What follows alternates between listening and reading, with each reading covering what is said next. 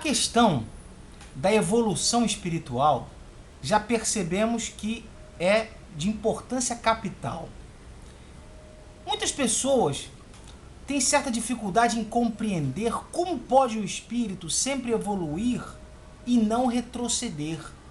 É uma dúvida que assalta a muitos que leem alguma coisa e que não conseguem encontrar nessas leituras aparentemente respostas que solucionem essa dúvida.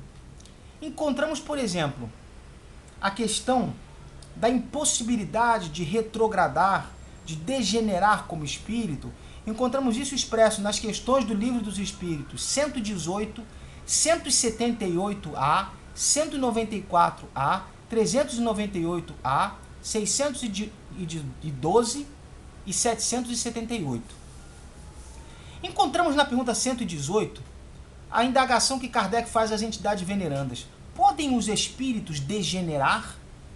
A resposta é a seguinte, dada pelas entidades venerandas espirituais. Não. À medida que avançam, compreendem o que os distanciava da perfeição, porque, concluindo uma prova, o espírito fica com a ciência que daí lhe veio e não a esquece. Pode permanecer estacionário, mas não retrograda. Adiante, na 178A, Kardec indaga. Na 178, podem os espíritos encarnar em um mundo relativamente inferior a outro onde já viveram? Sim, quando em missão, com o objetivo de auxiliarem o progresso, caso em que aceitam alegres as tribulações de tal existência, por lhes propiciar meio de se adiantarem. Aí Kardec faz a grande pergunta, mas não pode dar-se também por expiação? Não pode Deus degradar para mundos inferiores espíritos rebeldes? As entidades venerandas explicam, os espíritos podem conservar-se estacionários, mas não retrogradam. Em caso de estacionamento, a punição deles consiste em não avançarem, em recomeçarem no meio conveniente à sua natureza as existências mal empregadas. Em seguida, a grande questão 194A, Kardec indaga, a alma de um homem perverso pode tornar-se a de um homem de bem? A resposta dada pelos espíritos, sim, se arrependeu. Isso constitui então uma recompensa. A marcha, aí a explicação já é de Kardec, a explicação sobre as respostas que os espíritos deram nesse sentido. A marcha dos espíritos é progressiva, jamais retrograda. Eles se elevam gradualmente na hierarquia e não descem da categoria que ascendem. Em suas diferentes existências corporais, podem descer como homens, não como espíritos. Assim, a alma de um potentado da terra pode mais tarde animar o mais humilde obreiro e vice-versa. Por isso que entre os homens as categorias estão frequentemente na razão inversa da elevação das qualidades morais. Herodes era rei e Jesus carpinteiro. Quando Kardec indaga na questão 398A, poderá ser pior, isto é, poderá o espírito cometer numa existência faltas que não praticou em a precedente? Os espíritos respondem, depende do seu adiantamento.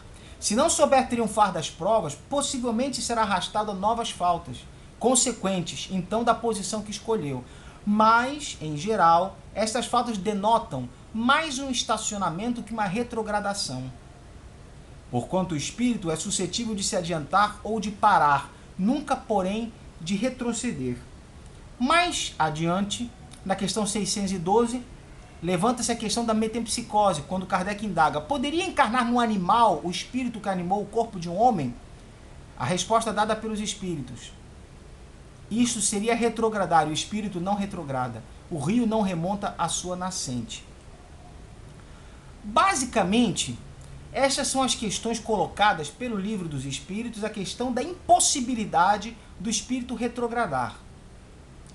Estas questões estão acessíveis a todos, inclusive gratuitamente. Eis que estou lendo um Livro dos Espíritos, tradução de Dr. Guilhom Ribeiro, baixado gratuitamente pela internet em um site. Então, entendemos o seguinte, as explicações que estão acessíveis a todos Alguns não chegam a conhecê-las por não terem acesso ou interesse. Portanto, o que quero trazer é a explicação mais ampla dessa impossibilidade de retrogradar. Para iniciar, visualizemos uma situação. Imaginemos uma estrada, onde estamos percorrendo de carro. Num determinado ponto dessa estrada, paramos numa taberna, bebemos alguma coisa, fazemos um pequeno lanche, voltamos para o carro, continuamos pela estrada. Em determinado momento, paramos num hotel, dormimos, pernoitamos, no dia seguinte, continuamos onde estávamos. E assim várias paradas, até o nosso destino. Analogicamente, a vida nossa é a vida do espírito. A vida é eterna, mas a vida representa essa estrada. As paradas são as encarnações, que são rápidas e transitórias dentro da existência do espírito. Eu pergunto, após a parada na estrada, quando regressamos ao carro, não regressamos no mesmo ponto em que estávamos? De certa forma, sim, porque o ponto da estrada é o mesmo. Paramos o carro aqui, depois daqui continuamos. Mas é claro, a nossa parada nos alimentou, nos descansou, nos instruiu. Voltamos mais instruídos, voltamos mais alimentados e etc., descansados. Podemos entender com essa metáfora que o plano da espiritualidade, ou digamos assim, o período de erraticidade onde nos localizamos no período espiritual, no plano espiritual, sempre regressamos para lá com as aquisições que logramos na existência carnal. Sempre voltamos, vamos e voltamos. Porém, quando regressamos, vamos lembrando do que fizemos, das coisas que estão envolvendo a nossa existência como espírito. Então, por mais que cometamos faltas, estas faltas granjeiam para nós consequências de expiação, consequências de vidas mais difíceis ou de encarnações mais difíceis, mais problemáticas, ou com doenças, ou com dificuldades materiais, afetivas, sociais. Mas veja, o espírito continua em seu patamar. A situação física é que muda. A situação como homem na terra é que muda de degrau. Eis que o espírito pode encarnar como um rei, pode encarnar como um proletário depois, ou vice-versa. Kardec nos explica isso nos trechos que acabei de ler. A encarnação pode expressar situações de vida diferentes, mais difíceis, situações de vida mais complicadas, situações mais tranquilas, mas o espírito não se modificou porque a sua situação espiritual se modificou. Ele continua o mesmo, encarnando naquele momento. O espírito ele não retrograda. Kardec nos explica exatamente porque ele sempre volta ao ponto em que estava. E quando percebe que os erros que ele cometeu impedem que ele cresça, e quando ele sofre por esses erros, quando isso torna o perispírito dele mais denso, isso dificulta o seu crescimento, ele se dá conta do quanto lhe falta. Ainda que demore para isso décadas, alguns até séculos, ficam empedernidos numa vingança ou em algo similar, compreendemos que mesmo isso é um estacionamento. Porque quando o espírito retorna para a carne, ele retorna com o manancial que ele tinha no plano espiritual. E por isso ele sempre volta do ponto para o ponto em que estava. Desencarna e volta, desencarna e volta. Mas sempre volta no plano espiritual em que se encontrava, mesmo que as condições físicas sejam diferentes. Esse retorno é apenas um ciclo evolutivo. Por isso podemos compreender que o espírito não retrograda, ele não retrocede como espírito. Ele adquire sim novas dívidas que ele imprime em si próprio com o seu livre-arbítrio. Que ele deseja fazer algo incorreto, ele granjeia uma consequência danosa daquela causa que partiu dele. Mas ele sempre que desencarna volta para o ponto em que se encontrava anteriormente. Ele sempre retorna para aquele ponto e vê, num sentido mais ou menos amplo, o que ele fez, e o que ele poderia ter feito. E muitas vezes se arrepende. Se arrepende e se dá conta daquilo que ele fez que lhe evita ou lhe evitou o progresso espiritual. E pede muitas vezes novas encarnações, que podem ser mais difíceis, mas nem por isso o espírito retrocedeu como espírito. Ele, a bem dizer, retornando da carne para o plano espiritual, não desaprende as conquistas, não desaprende os ensinamentos, aquilo fica com ele. É como uma folha de papel que você escreve com caneta, e cada vez que você escreve é uma informação nova. Cada vez você vai acumulando. Quando você comete o erro, você rabisca, faz daquilo um desenho e ao lado escreve o ensinamento que você deseja. Mas você nunca apaga. A página fica maculada. Ela nunca mais retorna ao status quo ante. Nunca mais retorna ao ponto em que estava anteriormente. Para isso, nós chegamos na encarnação esquecidos das encarnações anteriores, desenvolvemos nossa existência na Terra e depois regressamos para o ponto em que nós estávamos, com as aquisições que nós fizemos. Mas veja, isto é acúmulo de crescimento espiritual. O espírito caminha para frente e o ideal e o certo é que caminhe sempre para frente. Quando ele recalcitra, quando ele se revolta, ainda que ele permaneça estacionário, ele não retrograda, ele não se transforma de um homem civilizado num selvagem que não consegue pronunciar ou balbuciar palavras e que se arrasta pelo chão ou qualquer fenômeno teratológico do gênero. Ele não retrocede como espírito, ele não adquire um primitivismo que ele não possuía como espírito. Ainda que a sua existência equivocada lhe possa ter granjeado lesões ao perispírito que o tornem às vezes irreconhecível no plano espiritual, mas é o perispírito que está sofrendo os danos daquela existência. No momento em que o espírito se modificar, aqueles danos desaparecerão. Porém, não é isso retrogradar. Ao sujar uma roupa, a roupa pode ser limpa, ela não mudou de natureza, ela continua com a sua natureza, porém encontra-se manchada. O espírito que granjeia grandes equívocos em sua existência carnal volta com o perispírito frequentemente dilacerado, como no caso, por exemplo, de um suicida. O seu perispírito carrega as máculas, as lesões que ele próprio imprimiu de forma categórica, de forma clara em seu perispírito, de forma muitas vezes notória, escancarada para todos. Mas vejam, isto é uma lesão que ele ocasionou. Ele não desaprendeu o que aprendeu como espírito.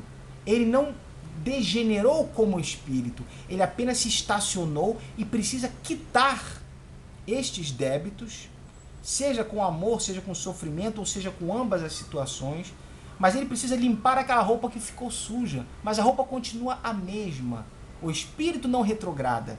Isso é um ponto importantíssimo, é uma segurança e uma tranquilidade. Quando o espírito lesa demais o seu perispírito por crimes inimagináveis e etc., ele fica com aquela mácula, mas aquela mácula é algo a ser purgado, mas não é o espírito retroceder. Ele não desaprendeu o que sabia. Ele não retrocedeu como espírito. Ele apenas vai requerer uma encarnação de maiores dificuldades. E essas dificuldades deverão ser superadas em tempo maior ou menor. Mas não é ainda assim, entendemos, e a doutrina espírita muito bem nos explica, não é ainda assim retroceder como espírito. Esta é a grande questão. Na questão que fala, por exemplo, da metempsicose, Kardec indaga aos espíritos. Embora de todo errônea, a ideia ligada à metempsicose, que é a possibilidade de reencarnar em homens e depois em animais, não terá resultado do sentimento intuitivo que o homem possui de suas diferentes existências? Os espíritos então respondem: nessa, como em muitas outras crenças, se depara esse sentimento intuitivo. O homem, porém, o desnaturou, como costuma fazer com a maioria das suas ideias intuitivas. Seria verdadeira a metempsicose, já aqui nos explica Kardec, se indicasse a progressão da alma, passando de um estado a outro posterior, onde adquirisse desenvolvimentos que lhe transformassem a natureza. É, porém, falsa no sentido de transmigração direta da alma do animal para o homem, e reciprocamente. o que implicaria a ideia de uma retrogradação ou de fusão. Ora, o fato de não poder semelhante fusão operar-se entre os seres corporais das duas espécies mostra que essas são de graus inassimiláveis, devendo dar-se o mesmo com relação aos espíritos que as animam. Se o mesmo espírito as pudesse animar alternativamente, haveria, como consequência, uma identidade de natureza, traduzindo-se pela possibilidade da reprodução material. A reencarnação, Kardec já nos está explicando, como os espíritos a ensinam, se funda, ao contrário, na marcha ascendente da natureza e na progressão do homem dentro da sua própria espécie, o que em nada lhe diminui a dignidade. O que o rebaixa é o mau uso que ele faz das faculdades que Deus lhe outorgou para que progrida.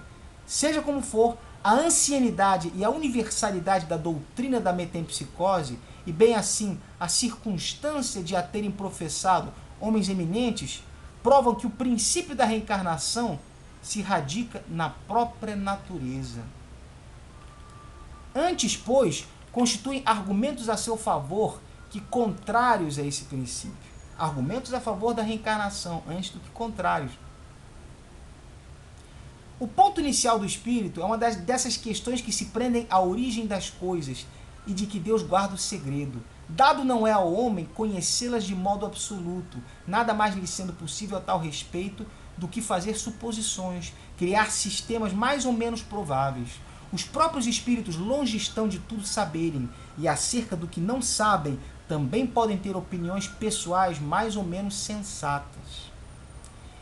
Essa é a grande questão que nos traz o Espiritismo sobre a impossibilidade do espírito retrogradar, somente caminhar para frente. Seria um grande desperdício se o espírito pudesse desaprender e desassimilar os ensinamentos que galgou em encarnações anteriores, o progresso moral que logrou em encarnações anteriores. Seria a perda do trabalho conquistado com tanto sacrifício e tanto sofrimento.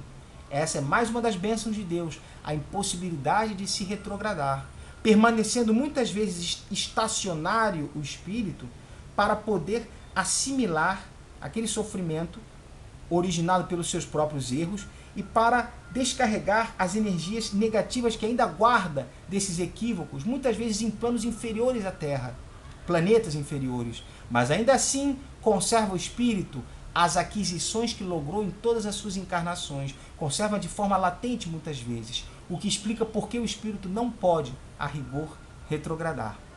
Quaisquer dúvidas podem me escrever, creio que esse tema é um tema também de grande valia e grande destaque dentro da doutrina espírita. Agradeço de coração a atenção, muito obrigado, fiquem na paz de Deus, grande abraço a todos.